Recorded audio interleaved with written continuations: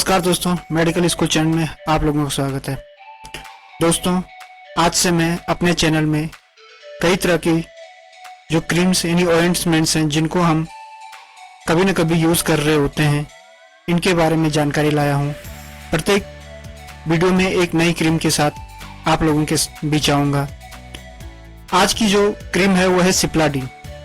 सिप्लाडिन ointment पॉविडन iodine ointment होता है जो छोटे से छोटे घाव से लेके बड़े से बड़ी यानी मेजर सर्जरी, यहाँ तक कि जो ऑर्गन ट्रांसप्लांट की सर्जरी होती है उसमें भी इसका सॉल्यूशन ऑर्गन को वाश करने के लिए उपयोग किया जाता है।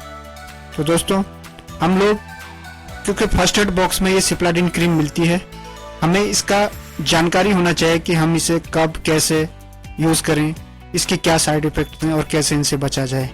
तो आइए शुरू करते हैं। जो ये बीटाडिन है, सिप्लाडिन है, ये इनके ब्रांड नेम है और इसका जो मेन कंटेंट है वो है पॉविडन आयोडीन 5% वेट बाय वेट। ये एक एंटीसेप्टिक, बैक्टीरियोस्टैटिक, एंटीमाइक्रोबियल है। इसका उपयोग छोटे मोटे घाव से लेके बड़ी से बड़ी सर्जरीज में किया जाता है। सिप्लाडिन मलहम क्या है? सिप्लाडिन मलहम जो पॉविडन आयोडीन जो इसका मेन कंटेंट है, ये जीवाणु, फंगल, वायरल, प्रोटोजुअल, स्पोर्स जैसे जितने भी इन्फेक्शन होते हैं इनके रोकथाम में उपयोग किया जाता है। इसका उपयोग कैसे करते हैं और ये कैसे उपयोग होता है? जो सिप्लाडिन ऑइंटमेंट है ये मामूली से कटने, फटने, छिलने से लेके आपके फर्स्ट एड बॉक्स में ये जरूर होगा से शुरू होता है और यहाँ तक कि जो भी मेजर सर्जरियाँ होती है बड़े बड़े हॉस्पिटलों में, उसमें भी ये सॉल्यूशन के रूप में उन ऑर्गन्स को वाश करने के लिए उपयोग किया जाता है।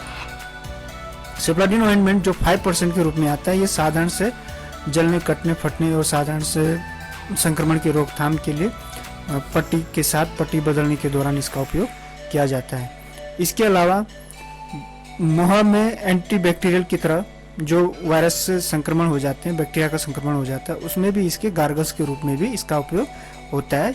ये पॉविडन आयोडीन 1% के रूप में आता है। फिर ये 10% भी आता है जो हर्पिस का जो इन्फेक्शन हो जाता है, जिसकी वजह से मुंह में छाले हो जाते हैं और इनको ट्रीटमेंट के लिए भी इसका 10% सॉल्यूशन आता है गार्गल्स के रूप में, माउथ वॉश के रूप में। इसके अलावा जो 5% इसका फेमिनिन वाश का मतलब होता है जो फीमेल के योनि क्षेत्र में जो पाउडर और सॉल्यूशन के रूप में भी आता है। इसका उपयोग कैसे किया जाना चाहिए?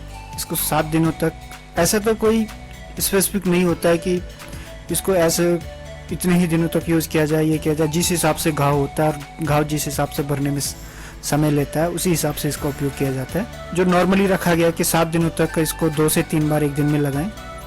जो ऑइंटमेंट्स और सॉल्यूशन है ये सिर्फ बाहरी उपयोग के लिए होते हैं और ध्यान रखें कि किसी भी तरह से आँखों में या मुंह के अंदर न जाए। बच्चों से, किशोर, शिशु, नवजात जो भी, इनसे बहुत दूर रखें।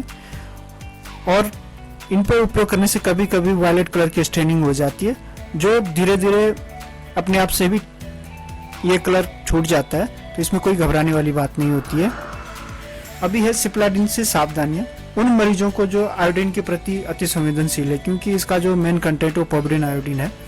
तो जो आयोडीन के प्रति सेंसिटिव होते हैं इनका उपयोग न करें।